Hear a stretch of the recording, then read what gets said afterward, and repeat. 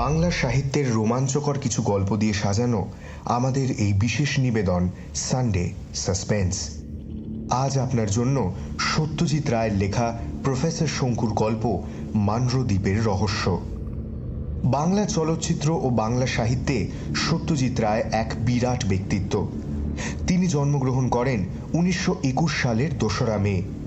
আমরা তাকে হারাই 1992 সালের 23শে এপ্রিল। তাঁর সৃষ্টি প্রফেসর শঙ্কু এক বিস্ময়কর চরিত্র। আত্মভোলা এই বাঙালি বৈজ্ঞানিকের আবিষ্কারের মধ্যে রয়েছে অ্যানাইহিলিনের মতো যে কোনো কিছুকে নিশ্চিহ্ন করে দেওয়া পিস্টল, মিরাকিউরেলের মতো মুহূর্তে অসুখ সারিয়ে দেওয়া ওষুধ, বটিকা ইন্ডিকার মতো ক্ষুধা তৃষ্ণানাশক বড়ি, আরও কত কি। বোমযাত্রীর ডায়েরি গল্পে আবির্ভূত হওয়ার পর নানা অ্যাডভেঞ্চার ও আবিষ্কারের মধ্যে দিয়ে আমাদের মন জয় করে নিয়েছেন প্রফেসর ত্রিলোকেশ্বর শঙ্কু। আজকের গল্পটি আমরা নিয়েছি আনন্দ পাবলিশার্স থেকে প্রকাশিত শঙ্কু সমগ্র থেকে। গল্পটি প্রথম প্রকাশিত হয় পূজাবার্ষিকী আনন্দ মেলায় 1384 বঙ্গাব্দে। গল্প পাঠে এবং প্রফেসর শঙ্কুর ভূমিকায় দীপ। গল্পের সূত্রধার আমি অগ্নি। শুরু হচ্ছে মানরদ্বীপের রহস্য।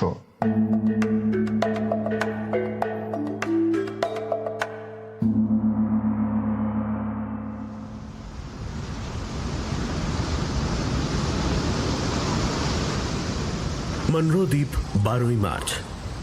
এই দ্বীপে পৌঁছানোর আগে গত 3 সপ্তাহের ঘটনা সবই আমার ডায়েরিতে বিক্ষিপ্তভাবে লেখা আছে। হাতে যখন সময় পেয়েছি তখন সেগুলোকেই একটু গুছিয়ে লিখে রাখছি। আমি যে আবার এক অভিযানের দলে ভিড়ে পড়েছি সেটা বোধহয় আর বলার দরকার নেই। এই দ্বীপের নাম হয়তো একটা থাকতে পারে, কারণ আজ থেকে 300 বছর আগে এখানে মানুষের পা পড়েছিল, কিন্তু সে নাম সভ্য জগতে পৌঁছয়নি। আমরা এটাকে আপাতত মানরদ্বীপই বলছি। আমরা দলে আছি সব শুধু 5 জন। তার মধ্যে একজন হলো আমার পুরনো বন্ধু জেরেমি সন্ডার্স, যার উদ্যোগেই এই অভিযান। এই উদ্যোগের গোড়ার কথা বলতে গেলে বিল ক্যালেনব্যাকের পরিচয় দিতে হয়। ইনিও আমাদের দলেরই একজন। ক্যালিফোর্নিয়ার অধিবাসী, দীর্ঘকায় বেপরোয়া শক্তিমান পুরুষ। পেশা ছবি তোলা। বয়স 45 হতে চলল, কিন্তু চালচলন তার অর্ধেক বয়সের যুবার মতো। ক্যালেনব্যাকের সঙ্গে সন্ডার্সের পরিচয় বেশ কয়েক বছরের। গত ডিসেম্বরে ন্যাশনাল জিওগ্রাফিক পত্রিকার তরফ থেকে ক্যালেনব্যাক গিয়েছিল উত্তর পশ্চিম আফ্রিকার কয়েকটি শহরে কিছু স্থানীয় উৎসবের ছবি তুলতে। মরক্কোর আগাদির শহরে এসে এক আশ্চর্য ঘটনা ঘটে। আগাদির সমুদ্র তীরের শহর, সেখানে অনেক জেলের বাস। ক্যালেনব্যাক জেলে পাড়ায় গিয়েছিল সেখানকার বাসিন্দাদের সঙ্গে আলাপ করে তাদের ছবি তুলতে। একটি জেলের বাড়িতে ঢুকে তা চোখে পড়ে মালিকের বছর 3 একটি ছেলের ওপর। ছেলেটি হাতে একটি ছিপি আঁটা বোতল নিয়ে খেলা করছে। বোতলের ভেতরে কাগজ দেখতে পেয়ে ক্যালেনব্যাকের কৌতূহল হয়।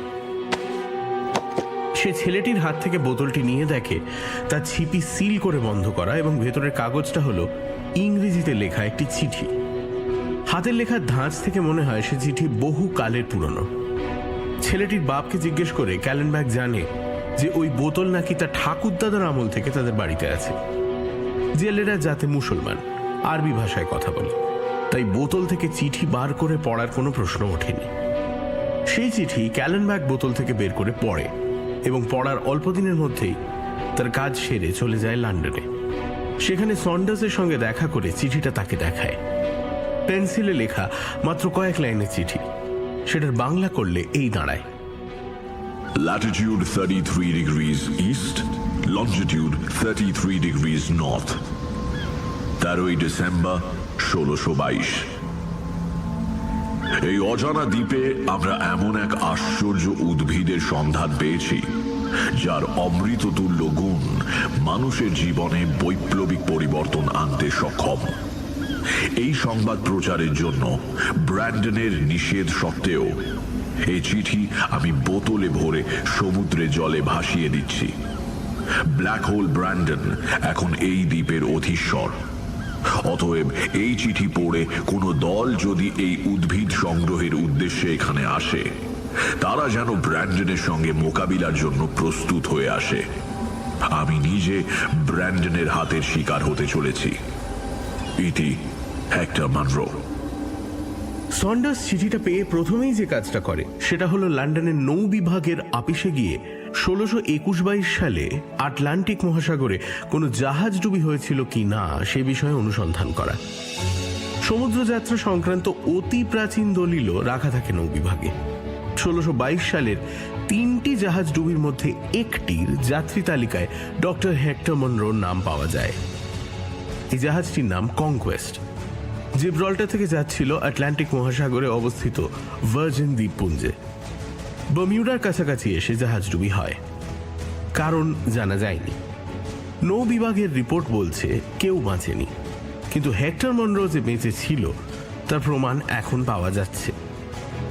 তবে মনরোর চিঠিতে যে ব্র্যান্ডন ব্যক্তিটির উল্লেখ পাওয়া যাচ্ছে, এই নামে কোনো যাত্রী কনকোয়েস্ট জাহাজে ছিল না। সন্ডার্স অনুসন্ধান করে জানে যে 17 শতাব্দীর গোড়ার দিকে গ্রেগ ব্র্যান্ডন নামে এক দুর্ধর্ষ জলদস্যু ছিল। ব্র্যান্ডনের নাকি একটা চোখ ছিল না, তার জায়গায় ছিল একটি গহ্বর। সেই কারণে তার নাম হয়ে গিয়েছিল ব্ল্যাক হোল ব্র্যান্ডন। সোনার লোভে এই ব্র্যান্ডন নাকি 1000-এরও বেশি মানুষ খুন করেছিল। জামেইকা দ্বীপ সেই সময় ছিল ইংরেজ জলদস্যুদের একটি প্রধান আস্তানা। এমন হতে পারে যে কনকোয়েস্ট জাহাজ ব্র্যান্ডনের দস্যু জাহাজের কবলে পড়ে এবং তার ফলেই ধ্বংস হয়ে যায়। মনরো যে বেঁচেছে তার একটা কারণ হয়তো এই যে ব্র্যান্ডনই তাকে বাঁচিয়েছে। এটা ভুললে চলবে না যে মনরো ছিল ডাক্তার। দস্যু জাহাজে তখনকার দিনে একজন ভালো ডাক্তারের কদর ছিল খুব বেশি। সেকালে সমুদ্রযাত্রায় স্কার্ভি, পেলাগ্রা, বেরি ইত্যাদি ব্যারাম জাহাজে একবার দেখা দিলে নাবিকদের বাঁচবার আশা প্রায় থাকতো না বললেই চলে। তাই একজন ভালো ডাক্তার যিনি এইসব ব্যারামে চিকিৎসা করতে পারবেন এবং প্রয়োজনে অস্ত্রোপচার করতে পারবেন, সে যুগে ছিল সমুদ্রযাত্রার একটি অপরিহার্য অঙ্গ। হেক্টর মনরো নিশ্চয়ই এর ব্যতিক্রম ছিলেন না। তবে মনরো আর ব্র্যান্ডন শেষকালে এই অজানা দ্বীপে কিভাবে হাজির হয় তার কোনো উত্তর পাওয়া যায়নি। মোট কথা, এইসব তথ্য জেনে সন্ডার্সের রোগ চাপে 350 বছর পেরিয়ে গেলেও সে একবার এই অজানা দ্বীপে পাড়ি দেবে। আমাকে এ ব্যাপারে লেখা মাত্র আমি অভিযানে যোগ দিতে রাজি হয়ে 7 দিনের মধ্যে লন্ডন চলে আসি। এসে দেখি যাত্রার আয়োজন প্রায় সম্পূর্ণ। ক্যালেনব্যাক অবশ্যই প্রথমেই জানিয়ে রেখেছিল যে অভিযান হলে সে তাতে যোগ দেবে। তার সঙ্গে কথা বলে বুঝলাম সে টেলিভিশনের জন্য ছবি তুলে অনেক পয়সা রোজগারের স্বপ্ন দেখছে। দলের চতুর্থ ব্যক্তি হলেন এক জাপানি বৈজ্ঞানিক, এর নাম হিদেচি সুমা। এর অনেক গুণের একটির পরিচয় আমার সামনেই সমুদ্র তটে বিরাজমান। এটি একটি জেট চালিত সমুদ্রযান, নাম সুমাক্রাফট। এই যে কি আশ্চর্য জিনিস তা আমরা এই 1500 মাইল সমুদ্র পথে এসেই বুঝেছি। নানান প্রতিকূল অবস্থার মধ্যে পড়েও এই সুমাক্রাফট আমাদের একটি বারের জন্য অসুবিধে ফেলেনি। এই নৌকোর ডেমনস্ট্রেশন দিতেই সুমা লন্ডনে এসেছিলেন, আর তখনই সন্ডার্সের সঙ্গে আলাপ হয়। সুমা শুধু এই জেট বোটের জনক নন, তাঁর তৈরি আরও অনেক ছোটখাটো যন্ত্রপাতি তিনি নিয়ে এসেছেন সঙ্গে করে, যা তাঁর মতে আমাদের অভিযানে সাহায্য করবে। তাছাড়া সুমা একজন প্রথম শ্রেণীর জীব রাসায়নিক। সবশেষে আরও একটি বিশেষ গুণের কথা না বললে সুমার পরিচয় সম্পূর্ণ হবে না। সুমার মতো পরিপাটি ফিটফাট মানুষ আমি আর দ্বিতীয় দেখিনি। একে যে কোনো সময় দেখলেই মনে হবে ইনি বুঝি তার নিজের শহর ওসাকাতেই রয়েছেন এবং এই মুহূর্তে ব্রিফকেসটি হাতে করে আপিসে রওনা দেবেন।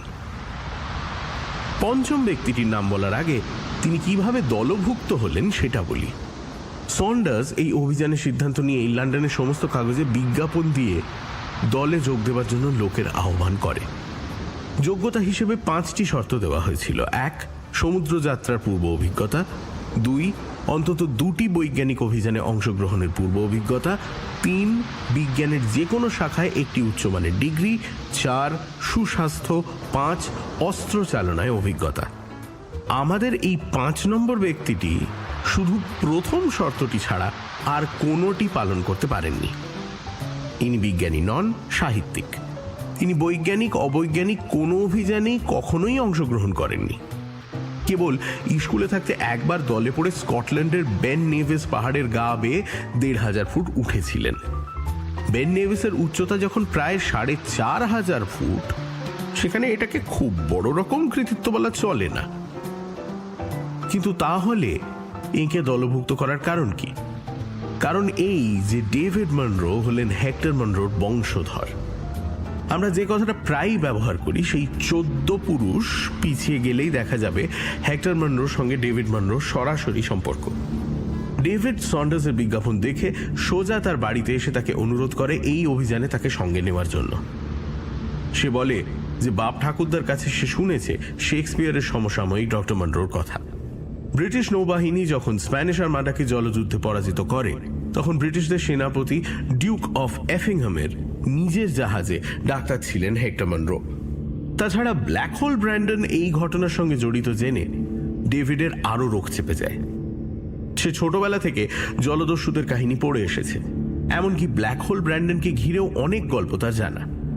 এই দ্বীপে যদি ব্র্যান্ডনের কোনো সিন্দুক থেকে থাকে এবং তাতে যদি ধনরত্ন পাওয়া যায়, তাহলে ডেভিডের পক্ষে সেটা হবে এক অবিস্মরণীয় অ্যাডভেঞ্চার। এখানে বলা দরকার যে ডেভিডের বয়স মাত্র ২২। তরুণ ডেভিড মনরোকে দেখে তার স্বাস্থ্য এবং শ্রম ক্ষমতা সম্পর্কে সন্দেহ জাগতে বাধ্য। তার হাত দেখলেই বোঝা যায় সে হাত কলম ছাড়া আর কোনো হাতিয়ার কোনোদিন ধরেনি। তার চোখের উদাস দৃষ্টি, তার মৃদু স্বরে কথা বলার ঢং, তার কাঁধ অবধি নেমে আসা অবিন্যস্ত সোনালি চুল সবই প্রমাণ করে যে তার কল্পনার জোর যতই হোক না কেন, তার শারীরিক বল সামান্যই। কিন্তু এই ডেভিডকেই সন্ডার্স শেষ পর্যন্ত বেছে নিয়েছে, কারণ তার একটা গুণকে সে অগ্রাহ্য করতে পারেনি। ওই বোতলের চিঠি যা লেখা, তার রক্ত বইছে ডেভিড মনরোর ধমনীতে। এছাড়াও আর একজন আছেন দলে, তিনি একজন সারমেয়, ডেভিডের পোষা গ্রেট ডেন কুকুর রকেট। আমাদের সকলের মধ্যে এরই স্বাস্থ্য যে সবচেয়ে ভালো, তাতে কোনো সন্দেহ নেই। আমরা আজই সকালে এখানে এসে পৌঁছেছি। দিনে ৩০০ মাইল পথ অতিক্রম করেও গত দুদিনে ডাঙার কোনো চিহ্ন দেখতে না পেয়ে সন্দেহ হচ্ছিল আটলান্টিক মহাসাগরের এই অংশে আদৌ কোনো দ্বীপ আছে কিনা। আজ ভোরে যখন দূরবীনে চোখ লাগিয়ে সন্ডার্স বলল কুয়াশার মধ্যে দিয়ে ডাঙা দেখতে পাওয়া যাচ্ছে, ক্যালেনব্যাক তৎক্ষণাৎ মুভি ক্যামেরা নিয়ে তৈরি।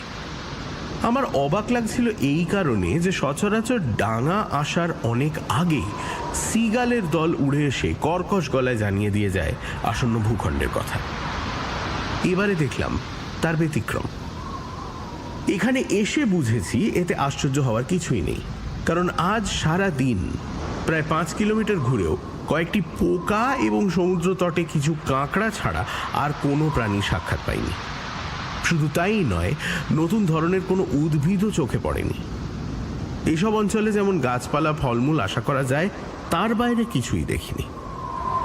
অবশ্যই আজ আমরা দ্বীপের কেবলমাত্র পশ্চিম অংশের খানিকটা ঘুরে দেখেছি। আমরা ক্যাম্প ফেলেছি সমুদ্র তটের কাছেই। এটা দ্বীপের দক্ষিণ অংশ। এদিকটায় গাছপালা বিশেষ নেই, কেবল বালি আর পাথর। দ্বীপটা আয়তনে ছোট এবং মোটামুটি সমতল, কিন্তু মাঝখানের অংশটা, যেটা আমাদের ক্যাম্প থেকে ৫-৫.৫ কিলোমিটার দূরে, অপেক্ষাকৃত উঁচু আর বেশ বড় বড় টিলায় ভর্তি। ডেভিড বেশ ফুর্তিতে আছে। সমুদ্র তটে রকেটের সঙ্গে তার ছুটোছুটি দেখতেও ভালো লাগছে। লন্ডনে বা সমুদ্রযাত্রায় তার যা চেহারা দেখেছি, এখানে এসে এই কয়েক ঘন্টাতেই তার বেশ কিছুটা পরিবর্তন হয়েছে, তাতে সন্দেহ নেই। গোলমাল করছে এক ক্যালেনব্যাক। দ্বীপে পদার্পণ মাত্র সে এক নাগাড়ে ৩০টা হাঁচি দিল, আর তারপরেই এলো কম্প দিয়ে জ্বর। বলা বাহুল্য, আজ ওকে সঙ্গে নিতে পারিনি। সুমা আর ও ক্যাম্পেই ছিল। সুমা তার যন্ত্রপাতিগুলোকে ব্যবহারের উপযোগী করে রাখছে, আর সেই সঙ্গে একটি ক্ষুদে ল্যাবরেটরিও খাড়া করেছে। নতুন কোনো উদ্ভিদ যদি পাওয়া যায়, তাহলে তার রাসায়নিক বিশ্লেষণের প্রয়োজন হবে। জ্বর সত্ত্বেও ক্যালেনব্যাক ভবিষ্যৎবাণী করেছে যে আমরা ২-৩ দিনের মধ্যেই এখান থেকে পাত্তাড়ি গোটাবো। তার মতে এমন দ্বীপ নাকি সারা আটলান্টিক মহাসাগরে ছড়ানো। আমি কিন্তু হেক্টর মনরোর চিঠির কথা ভুলতে পারছি না। ল্যাটিচিউড লঙ্গিচিউড যখন মিলছে, তখন এই দ্বীপই সেই চিঠির দ্বীপ। এই দ্বীপেই মনরো সেই আশ্চর্য উদ্ভিদের সন্ধান পেয়েছিল। 13ই মার্চ দুপুর 12টা। ক্যালেনব্যাকের ভবিষ্যৎবাণী ফলল না। 2-1 দিনের মধ্যে এই দ্বীপ ছেড়ে যাওয়ার কোনো প্রশ্নই উঠতে পারে না। ব্যাপারটা খুলে বলি। আজ সকালে ঘুম থেকে উঠে সমুদ্রে স্নান আর ব্রেকফাস্ট সেরে আমরা বেরোনোর আয়োজন করছি, এমন সময় ডেভিড হঠাৎ এসে বলল সে রকেটকে নিয়ে একটু একা ঘুরে আসতে চায়। তার সাহস যে বেড়েছে সেটা গতকালই বুঝেছিলাম। আসলে সাহিত্যিক মানুষ তো, তার পক্ষে আমাদের মতো বৈজ্ঞানিকদের সঙ্গে ঘুরে বেড়ানো বেশ কষ্টকর। আমরা এসেছি সবকিছু ভালো করে খুঁটিয়ে দেখার জন্য, আর সেটার জন্য চাই সময় আর ধৈর্য। ডেভিড বলল সে ওই দূরে টিলাগুলোর দিকে গিয়ে দেখতে চায় ওগুলোর কোনো গুহা টুহা আছে কিনা। তার ধারণা তার মধ্যে হয়তো ব্ল্যাক হোল ব্র্যান্ডনের গুপ্তধনও থাকতে পারে। আমি যাব আর আধ ঘন্টায় দেখে ঘুরে আসবো, কেমন? আমি তাকে বুঝিয়ে বললাম যে এইসব দ্বীপে বড় জানোয়ার না থাকলেও বিষাক্ত সাপ, বিচ্ছু ইত্যাদি থাকা অসম্ভব কিছু নয়, কাজেই তার পক্ষে ঝুঁকি নেওয়ার কোনো মানে হয় না। ডেভিড তবুও মানতে চায় না, বলে ক্যালেনব্যাকের পিস্তল আছে, সেটা সে সঙ্গে নিয়ে যাবে। তাছাড়া রকেট আছে, সুতরাং তার ভয়ের কোনো কারণ নেই। এই নির্বোধ বালকের ছেলে মানুষই গো কিভাবে নিরস্ত করা যায় ভাবছি, এমন সময় শুনি no no no no no. Suma বেরিয়ে এসেছে তার ক্যাম্প থেকে মাথা নাড়তে নাড়তে। কি ব্যাপার? হাসি হাসি মুখের সঙ্গে এমন দৃঢ় নিষেধাজ্ঞা বেশ মজার লাগছিল। সুমা হাত থেকে একটা ছোট যন্ত্রজাতীয় জিনিস বালির ওপর নামিয়ে রেখে বলল, There is something big here. Some living thing. 5.7 kilometers from here. ওইদিকে। সুমা হাত দিয়ে দূরে টিলাগুলোর দিকে দেখিয়ে দিল। তারপর তার তৈরি আশ্চর্য যন্ত্রটা দেখালো। নাম দিয়েছে টেলিকার্ডিওস্কোপ। এই যন্ত্রের সাহায্যে বহু দূরের প্রাণীর হৃদস্পন্দন শুনতে পাওয়া যায়। এর দৌড় 10 কিলোমিটার পর্যন্ত। প্রাণী ঠিক কোন দিকে কত দূরে আছে সেটা যন্ত্রের রিসিভারের মুখ আর সেই সঙ্গে একটি নব ঘুরিয়ে বোঝা যায়।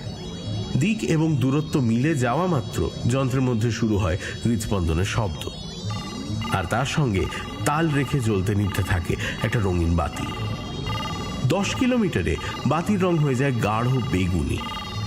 প্রাণী কাছে আসার সঙ্গে সঙ্গে রং রামধনুর নিয়ম মেনে নীল, সবুজ, কমলা ইত্যাদি অতিক্রম করে যখন প্রাণী 1 কিলোমিটার দূরত্বে এসে পড়েছে তখন লাল হয়ে জ্বলতে থাকে।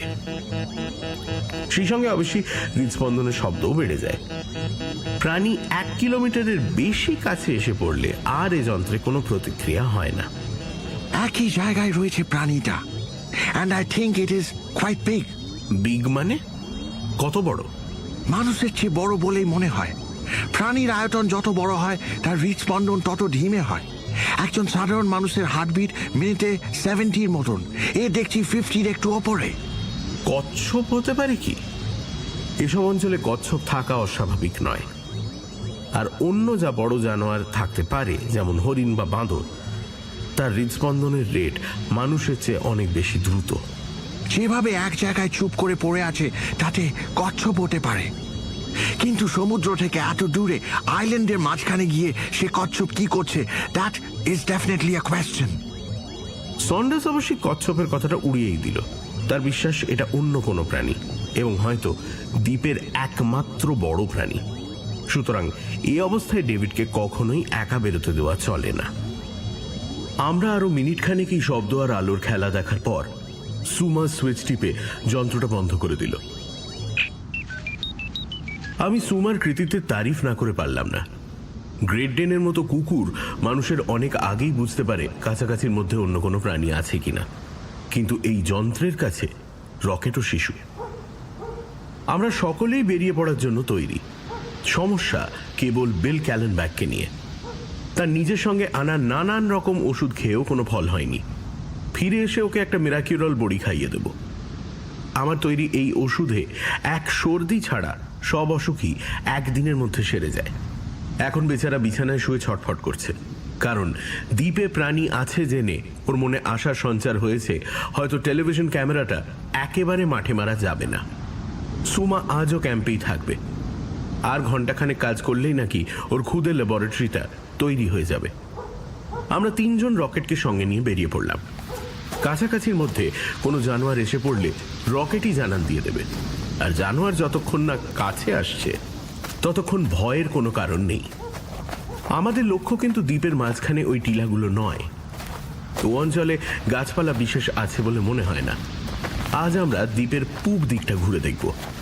সমুদ্রের উপকূল ধরে এগিয়ে গিয়ে গাছপালা বাড়তে শুরু করলেই উপকূল ছেড়ে জঙ্গলে ঢুকব। আমাদের তিনজনের সঙ্গেই অস্ত্র রয়েছে। সন্ডার্সের কাঁধে তার জার্মান মানলেখার রাইফেল, ডেভিডের পকেটে ক্যালেনব্যাকের বেরেটা অটোমেটিক, আর আমার ভেস্ট পকেটে অ্যানাইহেলেন বা নিশ্চিহ্নাস্ত্র। ক্যালেনব্যাককে আমার এই যন্ত্রের কথা বলতে সে শাসিয়ে রেখেছে যে ও সঙ্গে থাকলে যে কোনো জানুয়ারি আসুক না কেন আমার অস্ত্রটি ব্যবহার করা চলবে না, কারণ যে জিনিস নিশ্চিহ্ন হয়ে যাবে তা ছবি তোলা যাবে না। হাঁটতে হাঁটতে ঠিক হলো যে কেউ যদি দল ছেড়ে একটু এদিক ওদিক যেতে চায় তাহলে তাকে ঘন ঘন ডাক ছেড়ে সে যে কত দূরে আর কোন দিকে আছে সেটা জানিয়ে দিতে হবে। দল ছেড়ে বেশি দূর যাওয়া অবশ্যই চলবে না। নিয়মটা অবশ্যই ডেভিডের জন্যই, কারণ বেশ বুঝতে পারছি যে তার স্বাভাবিক উদাস অলস ভাবটা কেটে গিয়ে তার জায়গায় একটা ছটফটে ভাব দেখা দিয়েছে। এখন যেরকম জায়গা দিয়ে চলেছি তাতে কিছুটা দূরে সরে গেলেও চোখের আড়াল হবার উপায় নেই, কারণ বড় টিলা বা গাছ জাতীয় কিছুই নেই কাছাকাছির মধ্যে।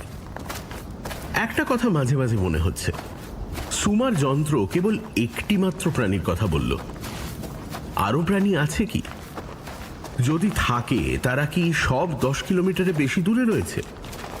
বোধহয় না, কারণ আমার বিশ্বাস দ্বীপের আয়তন দৈর্ঘ্যে বা প্রস্থে 10 কিলোমিটারও নয়।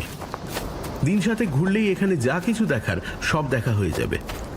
উপকূল ধরে মাইলখানেক হাঁটার পর দৃশ্য পরিবর্তন হলো। এবার সমুদ্রের ধার ছেড়ে দ্বীপের অভ্যন্তরে ঢুকতে হবে। এখানে আমাদের বাঁয়ে অর্থাৎ সমুদ্রের উল্টো দিকে প্রথমে বেঁটে পাম গাছের জঙ্গল, তারপর ক্রমশ সে জঙ্গল আরো ঘন হয়ে গিয়েছে। সেখানে কলা, পেঁপে, নারকোল ইত্যাদি গাছের পাশাপাশি আরো বড় গাছও রয়েছে। এই দিকটায় পাথর আর নেই, আর পায়ের নিচে বালির বদলে রয়েছে ঘাস আর আগাছা। রকেট সমেত আমরা তিনজনে ঢুকলাম জঙ্গলের ভেতরে। যেটা সত্যি অবাক করে দিচ্ছে সেটা হলো পাখির ডাকের অভাব। এমন নিস্তব্ধ বন, বিশেষ করে পৃথিবীর এই অংশে যেখানে কাকাতুয়াই পাওয়া যায় অন্তত 8-10 রকমের, আমি আর দেখিনি। তাছাড়া এসব জঙ্গলে ঘাসের মধ্যে দিয়ে সরীসৃপের চলাফেরারও একটা শব্দ প্রায়ই পাওয়া যায়, যেটা এখানে নেই। এ যেন এক অভিশপ্ত বন। গাছগুলো যে বেঁচে আছে তাও হয়তো আর বেশি দিন থাকবে না। আরো মিনিট 10 হাঁটার পর জঙ্গলটা একটু পাতলা হলো, আর তার কিছু পরেই একটা খোলা জায়গায় এসে আমাদের চারজনকেই থমকে যেতে হলো। ডেভিড এগিয়েছিল, সেই প্রথমে একটা ভয় ও বিস্ময় মেশানো শব্দ করে থেমে গেল। আমরা এগিয়ে গিয়ে যা দেখলাম তা এই: জঙ্গলের মাঝখানে খোলা অংশটায় বেশ খানিকটা জায়গা জুড়ে ছড়িয়ে পড়ে আছে জানোয়ারের হাড়, খুলি আর পাঁজরার অংশ। তার মধ্যে বেশ কষ্ট করে চিনতে পারা গেল 2টো হরিণ, গোটাচারে গিরগিটি জাতীয় বড় সরীসৃপ, সম্ভবত ইগুয়ানা, আর বেশ কয়েক রকমের বাঁদর। হাড়গুলো যে বহুকালের পুরনো সেটা তাদের অবস্থা দেখলেই বোঝা যায়। তার মানে এই দ্বীপে এককালে জানোয়ার ছিল, কিন্তু এখন আর নেই। এরা লোপ পেল কি করে সেটা জানার মতো তথ্য এখনো আমাদের হাতে নেই। ডেভিড কিছুক্ষণ তটস্থ হয়ে থাকার পর তার মুখ দিয়ে কথা বেরোলো। দ্যাট মনস্টার, ওই রাক্ষসী খেয়ে ফেলেছে এই সব জন্তু জানোয়ার। বুঝতে পারলাম সুমার যন্ত্রে এই কিছুক্ষণ আগেই যে প্রাণীর হার্টবিট শোনা গেছে, ডেভিডের কল্পনায় এর মধ্যেই সেটা হয়ে গেছে রাক্ষস। অবশ্যই এগুলো যে কেউ খেয়েছে সেটা ভাববার সময় এখনো আসেনি।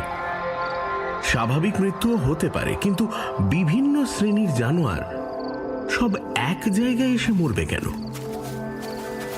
আমরা এগিয়ে চললাম।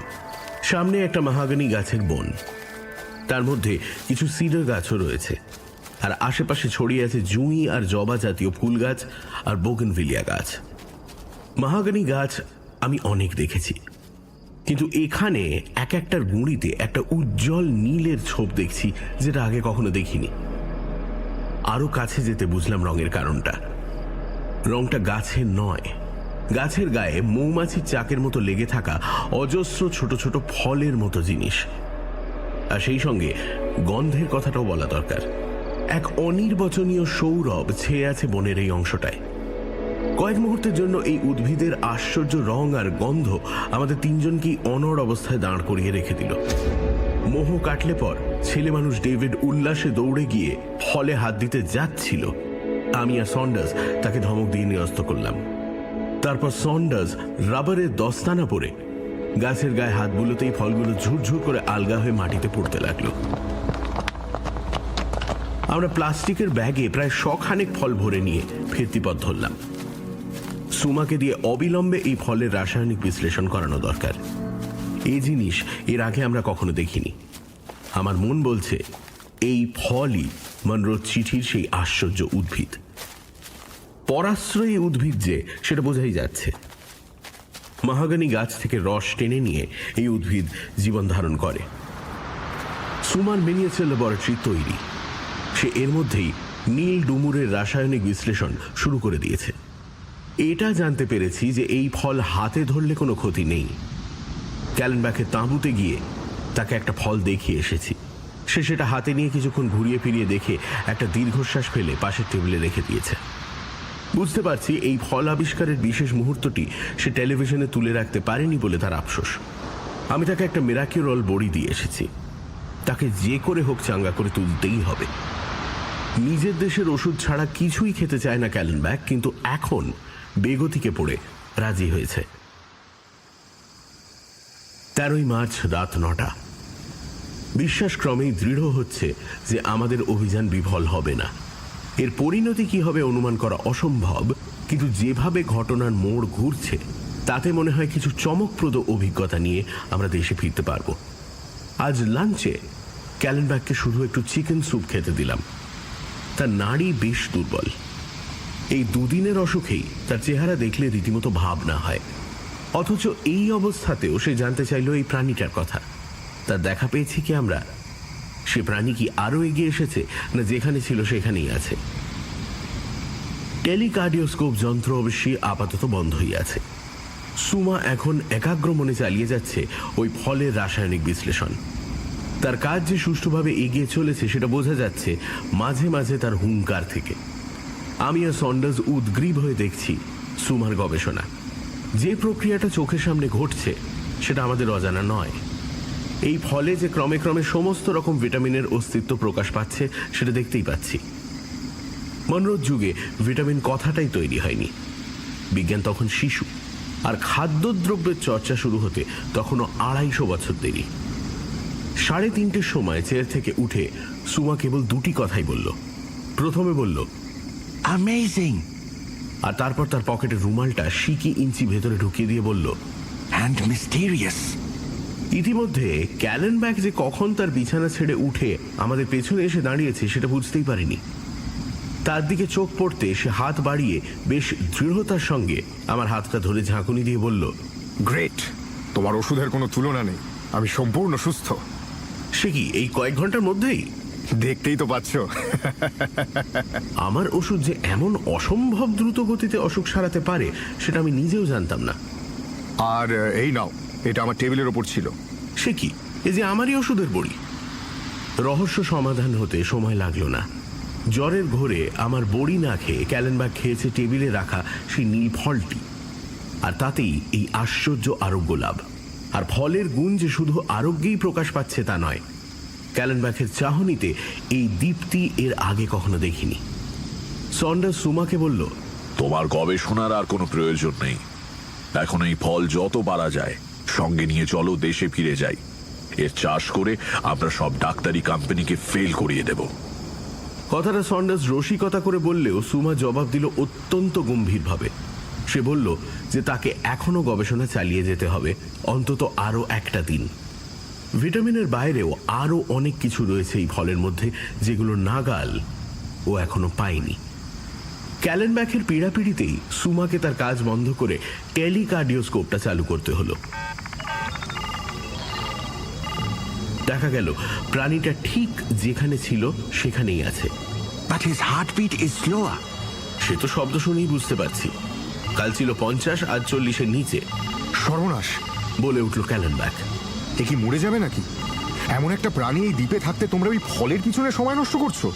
ফল তো পেয়েই গেছি বেল। আমরা কালই দ্বীপের মাঝের অংশটার দিকে যাব। তুমি অসহিষ্ণু হয়েও না, বলল সন্ডার্স। ক্যালেনব্যাক তাও গজগজ করতে করতে তার ক্যাম্পের দিকে চলে গেল। চত্ব সব ভাল লাগে না, কাজের কথা বললাম।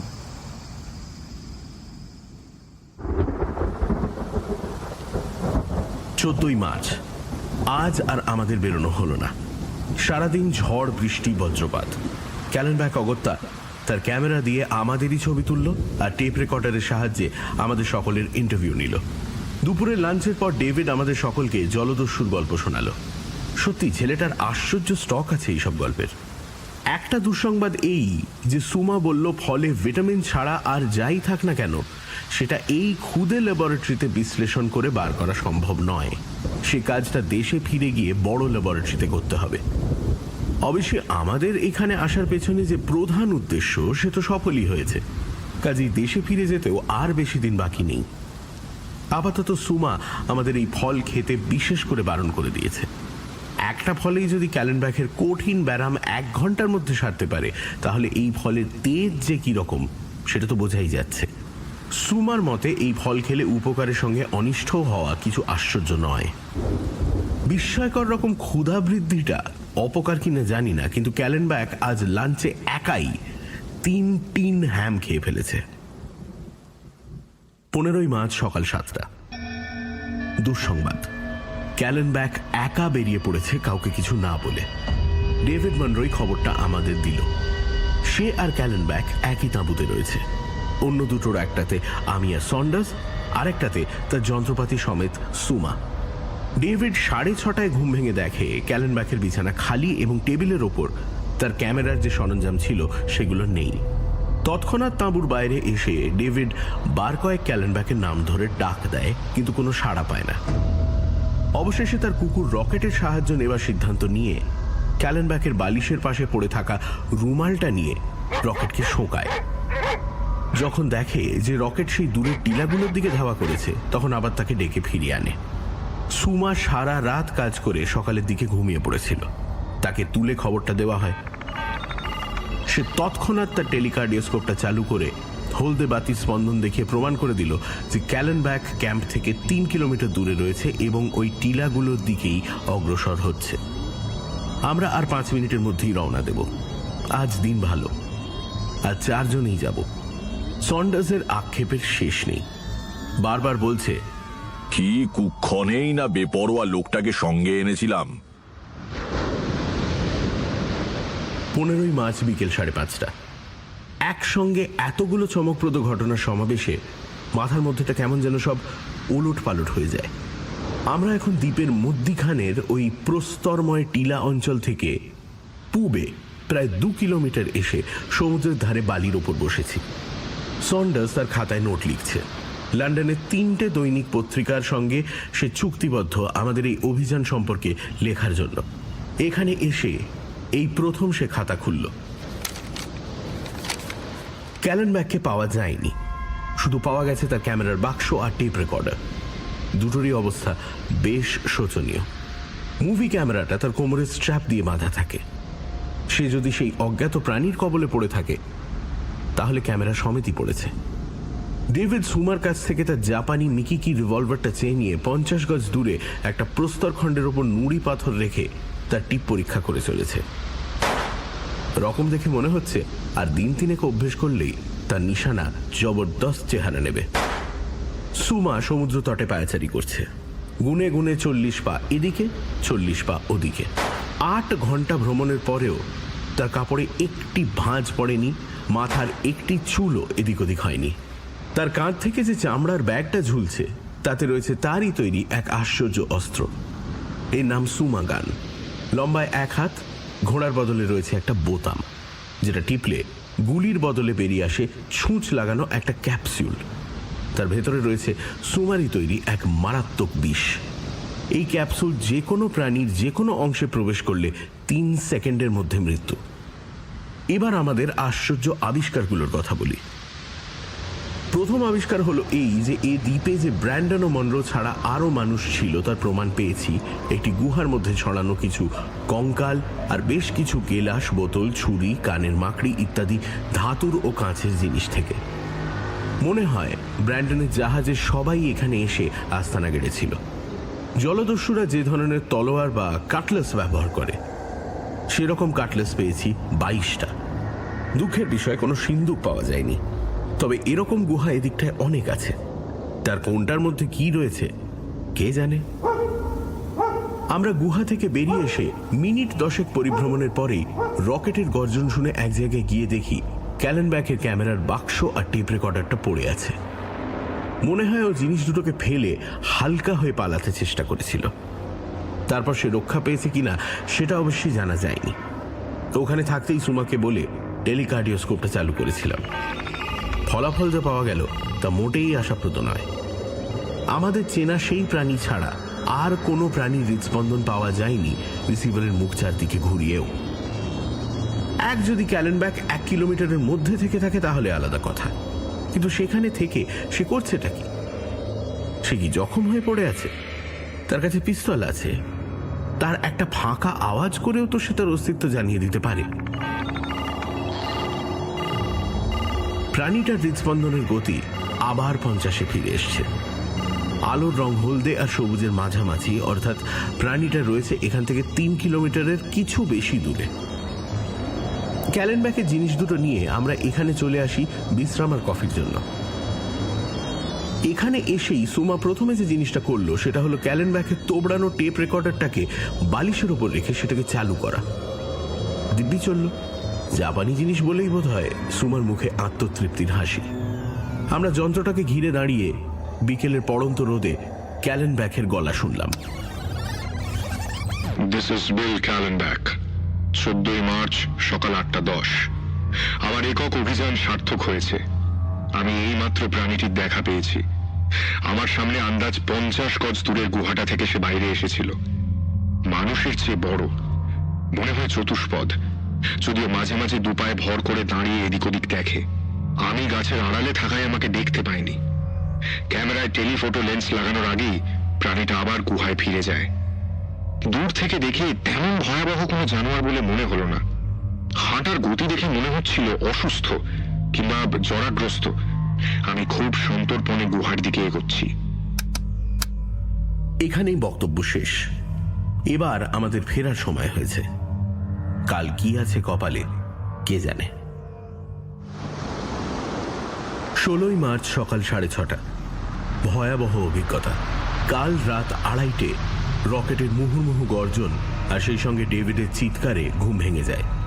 বাইরে বেরিয়ে এসে দেখি রকেট উত্তর দিকে মুখ করে গর্জন করে চলেছে এবং সেই সঙ্গে ডেভিডের হাতে ধরা লাগামে প্রচন্ড টান দিয়ে নিজেকে মুক্ত করার চেষ্টা করছে। অমাবস্যার রাত, তার উপর আকাশে মেঘ, কাজেই রকেটের এই অস্থিরতার কারণ জানা গেল না।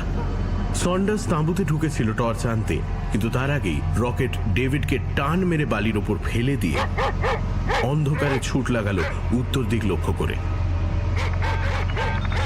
সুমা ইতিমধ্যে টেলিকার্ডিওস্কোপ চালু করেছে, কিন্তু তাতে কোনো ফল পাওয়া গেল না। সে প্রাণী যদি এসে থাকে তো 1 কিলোমিটারের মধ্যেই রয়েছে। কিছুক্ষণ সব নিস্তব্ধ। টর্চ ফেলেও কিছু দেখা যাচ্ছে না, কারণ একটি ছোট টিলার পেছনে রকেট অদৃশ্য হয়ে গেছে। আমাদের এগিয়ে গিয়ে অনুসন্ধান করা উচিত কিনা ভাবছি, এমন সময় রকেটের চিৎকারে আমাদের রক্ত হিম হয়ে গেল। এই চিৎকার আস্ফালন বা আক্রোশের নয়, এ হলো আর্তনাদ। এবার টর্চের আলোয় দেখা গেল রকেট ফিরে আসছে। ডেভিড ছুটে এগিয়ে গেল তার প্রিয় কুকুরের দিকে। আমরাও ছুটলাম তার পিছু পিছু। গিয়ে দেখি আর্তনাদের কারণ স্পষ্ট। রকেটের পিঠে গভীর ক্ষত চিহ্ন থেকে রক্ত চুইয়ে পড়ছে। কিন্তু সেই সঙ্গে এটাও জানা গেল যে প্রাণীটি শুধু জখম করেননি, নিজেও জখম হয়েছেন। রকেটের মুখে লেগে রয়েছে তার রক্ত। রকেটের ক্ষতে যে ওষুধ লাগিয়ে দেওয়া হয়েছে তাতে সে কালকের মধ্যেই সেরে উঠবে। রকেটের মুখের রক্ত পরীক্ষা করে সুমা জানিয়েছে রক্তের গ্রুপ হলো এ। এ গ্রুপের রক্ত যেমন মানুষের হয় তেমনি অনেক শ্রেণীর বাঁদরেরও হয়। প্রাণীটি যে বানর শ্রেণীর তাতে কোনো সন্দেহ নেই। আধ ঘন্টা আগে গিয়ে তার পায়ের ছাপ দেখে এসেছি বালির ওপর, আমাদের ক্যাম্প থেকে 50 গজ উত্তরে। পায়ের ছাপের সামনে রয়েছে মুঠো করা হাতের ছাপ। পায়ের 5টা আঙুল সাইজে মানুষের পায়ের চেয়ে সামান্য বড়। আজকের অভিযানে এই হিংস্র জীবটির সঙ্গে মোকাবিলার জন্য প্রস্তুত হতে হবে। যে দ্বীপে এই অমৃত সদৃশ ফল, সেই একই দ্বীপে এই রাক্ষসে বানরের বিভীষিকাময় কার্যকলাপ আমাদের সকলেরই মনে বিস্ময় ও আতঙ্কের সঞ্চার করেছে। 17 মার্চ রাত 9টা। কাল আমরা ফিরে যাচ্ছি। মনের অবস্থা বর্ণনা করে লাভ নেই, কারণ এ ধরনের অভিজ্ঞতার পর সুখ, দুঃখ, বিস্ময় ইত্যাদি মামুলি শব্দ ব্যবহার করে সে বর্ণনা সম্ভব নয়। আসলে এটা আমি লক্ষ্য করেছি যে আমার কোনো অভিযানই সম্পূর্ণ সফল বা সম্পূর্ণ ব্যর্থ হয় না। যেমন চমকপ্রদ লাভও হয়, তেমনি আবার অপূরণীয় ক্ষতিও হয়। এবারের অভিযান সম্পর্কে একটাই সত্যি কথা বলা যায় যে আমার জীবনের অভিজ্ঞতার ভাণ্ডার, জ্ঞানের ভাণ্ডার, বিস্ময়ের ভাণ্ডার এসবই আরও পরিপূর্ণ হয়েছে। কাল যেখানে ক্যালেনব্যাকের ক্যামেরার ব্যাগ আর টেপ রেকর্ডারটা পাওয়া গিয়েছিল, আজ সেখানে ফিরে গিয়ে সুমা টেলিকার্ডিওস্কোপটা চালু করে দিল। আজও কেবল একটি মাত্র প্রাণীর হৃদস্পন্দনই পাওয়া গেল যন্ত্রে। স্পন্দনের রেট মিনিটে 50 আর বাতির রং কমলা। প্রাণী আমাদের পশ্চিম দিকে 2.4 কিলোমিটার দূরে রয়েছে, কিন্তু সে এক জায়গায় থেমে নেই, কারণ সুমাকে বারবার রিসিভারের মুখ ঘোরাতে হচ্ছে। প্রাণীটা যে দ্রুতগামী নয় সেটা ক্যালেনব্যাকের বর্ণনা থেকেই আমরা জেনেছি। সুতরাং সে যদি আমাদের দিকে আসেও অন্তত আধ ঘন্টা সময় আমাদের হাতে আছে আর একটু ঘুরে দেখবার জন্য। ক্যালেনব্যাক যে মারা গেছে এই কথা এখনো কিছুতেই বিশ্বাস করা যাচ্ছে না। হয়তো সে কোথাও গুরুতরভাবে জখম হয়ে পড়ে আছে এবং 1 কিলোমিটারের মধ্যেই আছে বলে যন্ত্রে তার হৃদস্পন্দন শোনা যাচ্ছে না। কিন্তু আমাদের এই আশা নির্মমভাবে আঘাত পেল 10 মিনিটের মধ্যেই। একটা পয়েন্টসেটিয়া ফুলের ঝোপের পেছনে ক্যালেনব্যাকের মৃতদেহ আবিষ্কার করল জেরেমি সন্ডার্স। দেহ বলতে পুরো দেহ নয়, নিচের দিকের বেশ কিছুটা অংশ নেই। সেটা যে এই রাক্ষসে প্রাণীর খাদ্যে পরিণত হয়েছে সেটা সহজেই অনুমান করা যায়। ক্যালেনব্যাকের মুভি ক্যামেরা এখনো তার কোমরের স্ট্র্যাপে বাঁধা, তার লেন্স ভেঙে চুরমার, তার সর্বাঙ্গ ক্ষতবিক্ষত, কিন্তু তাও সেটা রয়েছে। আশ্চর্য হয়ে গেলাম আমাদের জাপানি বন্ধুটির প্রতিক্রিয়া দেখে। Maybe an interesting film. বলে সে ক্যামেরাটা ফিল্ম সমেত খুলে নিল মৃতদেহ থেকে। আমরা এই বিভৎস অথচ করুণ দৃশ্য আর দেখতে পারলাম না। ক্যালেনব্যাককে গোর দেবার একটা ব্যবস্থা করতে হবে, কিন্তু সেটা এখন নয়। এখন আমাদের এগিয়ে যেতে হবে। সামনের ওই গুহাটার কথাই কি বলেছিল ক্যালেনব্যাক? একটা বেশ বড় টিলার গায়ে অন্ধকার গহ্বরটা আমাদের সকলেরই চোখে পড়েছে।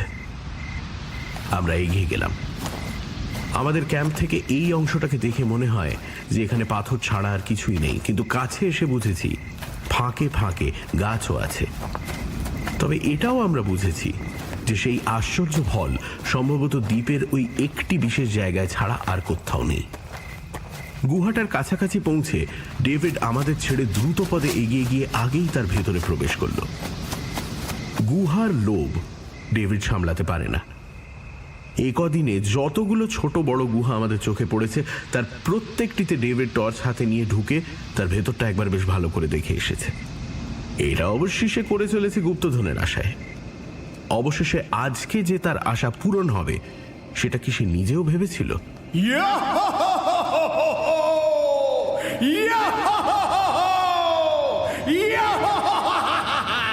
বলে যে চিৎকারটা এসে তার আবিষ্কারের কথাটা আমাদের জানিয়ে দিল, এটা হলো খাঁটি জলদস্যুর চিৎকার। শুনে মনে হলো বুঝিবা ডেভিডের দেহে মনরোর নয়, ব্র্যান্ডনের রক্ত বইছে। চিৎকারের কারণটা অবশ্যই একেবারে খাঁটি। পাইরেটের সিন্দুকের চেহারা আমাদের সকলেরই চেনা। ঠিক তেমনই একটি সুপ্রাচীন সিন্দুক রাখা রয়েছে গুহার এক কোণে। বাইরে থেকে বোঝা যায়নি এই গুহার ভেতরটা এত বড়। এতে অন্তত 100 জন লোকের থাকার জায়গা হয়ে যাবে। বোঝাই যাচ্ছে ব্র্যান্ডনের দস্যুরা যে সব গুহা ব্যবহার করত তার মধ্যে এটাই প্রধান। ডেভিড সিন্দুকের সামনে দাঁড়িয়ে আছে বন্ধ ডালাটার দিকে এক দৃষ্টে চেয়ে। সে এগিয়ে গেছে ডালাটা খোলার জন্য, কিন্তু কোনো অদৃশ্য শক্তি যেন তার হাত দুটোকে পাথর করে রেখেছে। শেষে সন্ডার্স এগিয়ে এসে ডালাটা খুলল, আর খোলা মাত্র ডেভিড আর একটা অমানুষিক চিৎকার করে অজ্ঞান হয়ে গেল।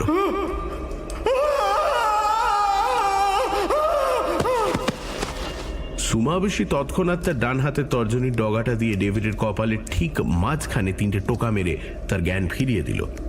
কিন্তু এটা স্বীকার করতেই হবে যে ডেভিডের মূর্ছা যাওয়ার যথেষ্ট কারণ ছিল।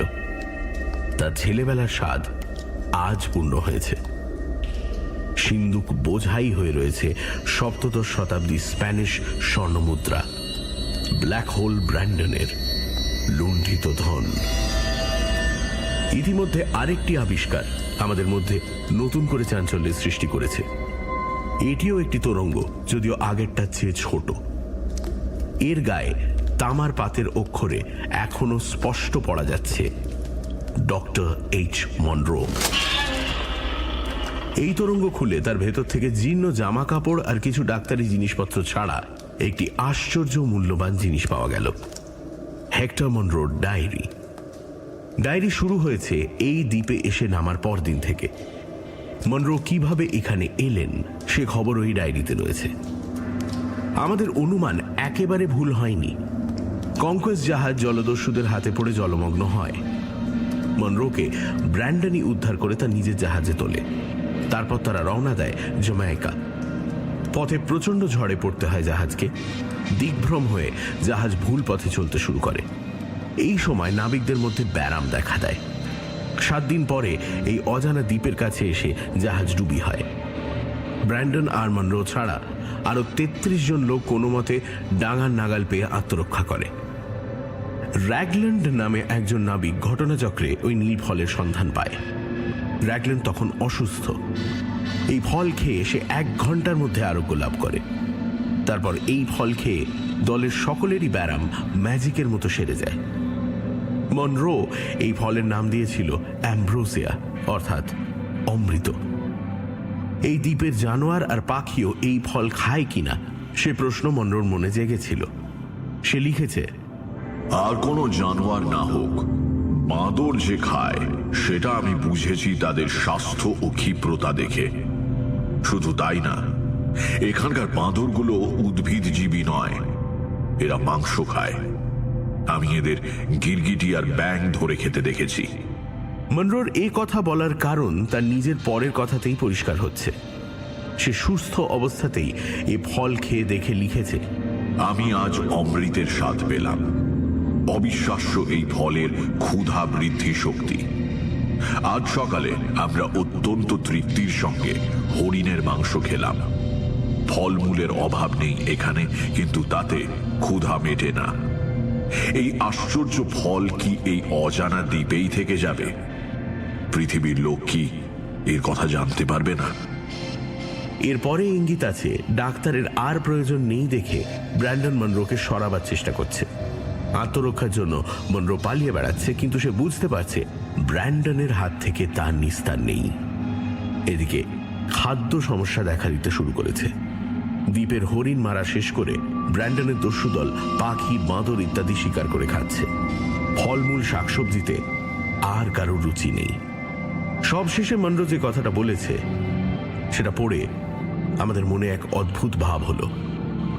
সে লিখছে, আমি বোতলে চিঠি পাঠিয়ে ঠিক করলাম কিনা জানি না। এই ফলকে অমৃত বলা উচিত কিনা সে বিষয়েও আমার মনে সংশয় উপস্থিত হয়েছে। আমি চোখের সামনে দেখতে পাচ্ছি এই 3 মাসের মধ্যে মানুষগুলো সব পশুতে পরিণত হতে চলেছে। আমিও কি পশুর স্তরে নেমে যাচ্ছি? এই যে চিরকালের জন্য রোগ মুক্তি, আর তার সঙ্গে এই যে অদম্য ক্ষুধা, এটা কি মানুষের পক্ষে মঙ্গলকর? মনরোর ডায়েরিটা শেষ করে আমরা সকলেই মন ভার করে গুহার মধ্যে বসে আছি। এমন সময় খেয়াল হলো যে একবার টেলিকার্ডিওস্কোপটা চালিয়ে দেখা উচিত। সিদ্ধান্ত নেওয়ার সঙ্গে সঙ্গেই যন্ত্র চালু করা হলো, কিন্তু কোনো ফল পাওয়া গেল না। তার মানে প্রাণীটা 1 কিলোমিটারের মধ্যে চলে এসেছে। ঠিক এই সময় আমি প্রথম অনুভব করলাম গুহার ভেতরে একটা গন্ধ। যেটা এতক্ষণ পাইনি। আমরা গুহার মুখটাতেই বসেছিলাম, বাইরের আলোতে মনরোর ডায়েরিটা পড়া সুবিধে হবে বলে। গন্ধটা কিন্তু আসছে গুহার ভেতর থেকেই, আর সেটা ক্রমাগত বেড়ে চলেছে।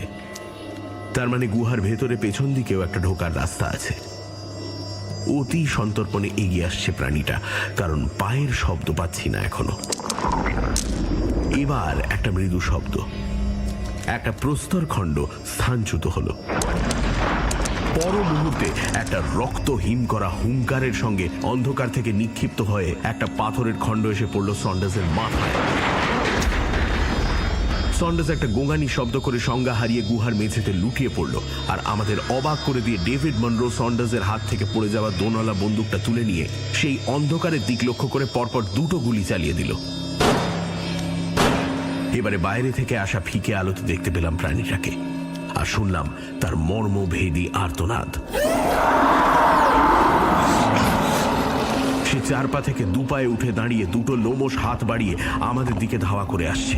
আমি আমার অ্যানাহিলেন্টটা বার করার আগেই একটা তীক্ষ্ণ শীষের মতো শব্দ করে সুমা গানের একটি বিষাক্ত ক্যাপসুল প্রাণীটির বুকে গিয়ে বিঁধল, আর মুহূর্তের মধ্যে সেটা নির্জীব অবস্থায় চিত হয়ে পড়ল গুহার মেঝেতে। এই প্রথম সুমাকে উত্তেজিত হতে দেখলাম। সে চিৎকার করে বলল, ওই ফলের বিশেষ গুণটা কি এবার বুঝে দেখো শঙ্কু। আমি বুঝেছিলাম, আর তাই তোমাদের খেতে বারণ করেছিলাম। এই ফল যে একবার খাবে, এক অনাহার বা অপঘাতে মৃত্যু ছাড়া তার আর কোনো মরণ নেই। এই প্রাণী একা এই আইল্যান্ডের অন্য সমস্ত প্রাণীকে ভক্ষণ করে অবশেষে খাদ্যের অভাবে মরতে বসেছিল। ক্যালেনবাককে খাদ্য হিসেবে পেয়ে তার মধ্যে আবার প্রাণের সঞ্চার হয়েছিল, আর এখন তার খিদে চিরকালের জন্য মিটে গেছে। এই বলে সুমা তার বাঁ হাতের কবজিটা প্রাণীটার দিকে ঘুরিয়ে হাত ঘড়ির বোতামটা টিপতেই ঘড়ির কেন্দ্রস্থল থেকে একটা তীব্র রশ্মি বেরিয়ে প্রাণীটার মুখের ওপর পড়ল। যাকে মৃত অবস্থায় দেখছো তোমরা, তার বয়স ছিল 400-রও বেশি। Black hole Branton! গুহা কাঁপিয়ে চিৎকার করে উঠল ডেভিড মনরো। সন্ডার্সের জ্ঞান হয়েছে। আমরা 4 জন চেয়ে আছি মৃত প্রাণীটির দিকে। এই দীর্ঘকায় লোমশ জানোয়ারকে আর মানুষ বলে চেনার উপায় নেই, কিন্তু এর ডান চোখের জায়গায় যে গভীর গর্তটা সুমার টর্চের আলোতে আরো গভীর বলে মনে হচ্ছে, সেটাই এর পূর্ব পরিচয় ঘোষণা করছে। ডেভিড মনরোর গুলি একে প্রথম জখম করেছে, আর সুমার বিষাক্ত ক্যাপসুল এর হৃদস্পন্দন বন্ধ করেছে। এবার আমার অস্ত্র শেক্সপিয়ারের সমসাময়িক এই নৃশংস জলদস্যুকে পৃথিবীর বুক থেকে চিরকালের মতো নিশ্চিহ্ন করে দিল।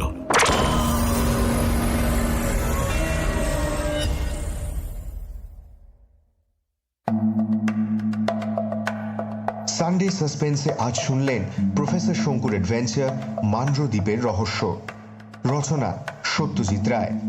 হেক্টর মানরো, সন্ডার্স এবং সুমার ভূমিকায় মীর, ডেভিড মানরো সোমক, বিল ক্যালেনব্যাক এবং গল্পের সূত্রধার আমি অগ্নি। গল্প পাঠে প্রফেসর শঙ্কুর ভূমিকায় এবং পর্ব পরিচালনায় দীপ। ধ্বনি পরিকল্পনা ও আবহ সঙ্গীত Shubhadeep. Poster design team asterisk. মির্চির তরফ থেকে আন্তরিক ধন্যবাদ শ্রী সন্দীপ রায়কে এই বিশেষ উদ্যোগে আমাদের পাশে থাকার জন্য। শেষ হলো সত্যজিৎ রায়ের লেখা প্রফেসর শঙ্কুর অ্যাডভেঞ্চার মানরো দ্বীপের রহস্য। আগামী সপ্তাহে আরও একটি রোমাঞ্চকর গল্প নিয়ে হাজির হবে সানডে সাসপেন্স।